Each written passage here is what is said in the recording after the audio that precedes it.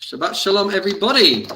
Here we go with a small idea to take us into Shabbat. It's Parshat Pinchas this week, an incredible story picking up from the end of Parshat Balak, where Pinchas ben Elazar ben Aaron HaKohen, Pinchas the son of Elazar, the son of Aaron, the Kohen Gadol, has taken matters into his own hands. He's seen immorality in the camp, and he has taken a spear and impaled two individuals who were doing things that they weren't supposed to do. A Moabite woman and a Jewish man, a highly respectable Jewish man, getting up to no good.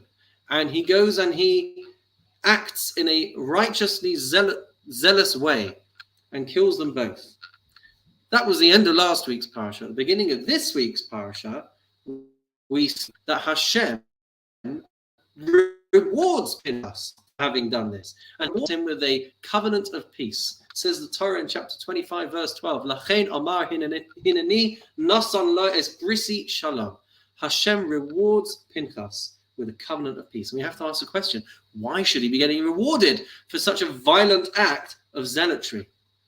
And Rav Yosef Sorotskin gives us an answer, and he bases his answer on a very good analogy by Rav Chaim of Brisk. And Rav Chaim of Brisk says that when a person needs to catch a mouse in the house, there's two ways that you can do this. You can do it yourself. You run around your house trying to catch the mouse, kill the mouse, whatever it takes to get rid of the rodent from your house. Or you can bring in a cat, and that cat will have one job, to make its way around and eliminate the mouse itself.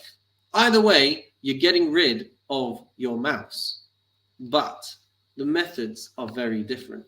You see, when you are going around your house to try and get rid of the mouse, you just want to get rid of that one mouse. That's the one problem that's causing you in your house, and you just want to get rid of it.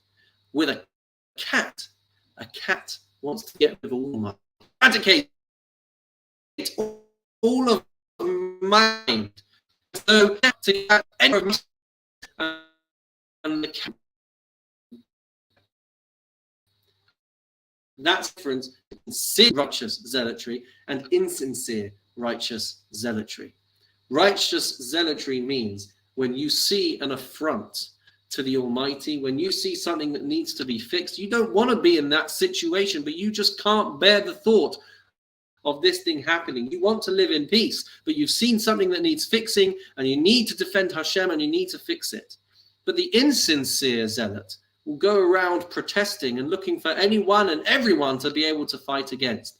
That's the difference between the cat and the individual. That's the difference between Pinchas and other zealots. And that's why Pinchas is rewarded with peace. He relished peace, not controversy. He only acted out of necessity. He is a descendant of Aaron the Kohen, who was so constantly focused on trying to bring about peace. This was so out of character for Pinchas that is why he was rewarded for having defended the faith and defended the morality of the camp and defending the Almighty. But that means that we need to look in our own lives. We need to look around and think, do we stand up for causes because we're going around looking for bad in others?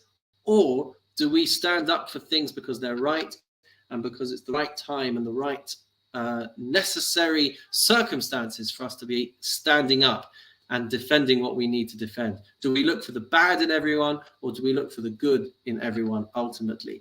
And being that we're now in the period of the 3 weeks between the 17th of Tammuz and the 9th of Av, a time when we should be focusing on how we treat other people, how we interact with other people, what we think of other people, how we think of other people, we can take a lesson from Pinchas, and we can look around and ask ourselves, do I look for the bad in others, or do I look for the good in others? Do I only stand up for things when it's the right time, and I'm not just looking for something to complain about and something to grumble about?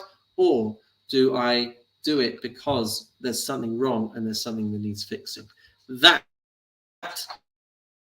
can be over the next weeks. And please God, by the time we reach Tisha B'Av, Mashiach will have come, and we'll be summing it up in Jerusalem, the holy city, with a rectified and fixed and peaceful world.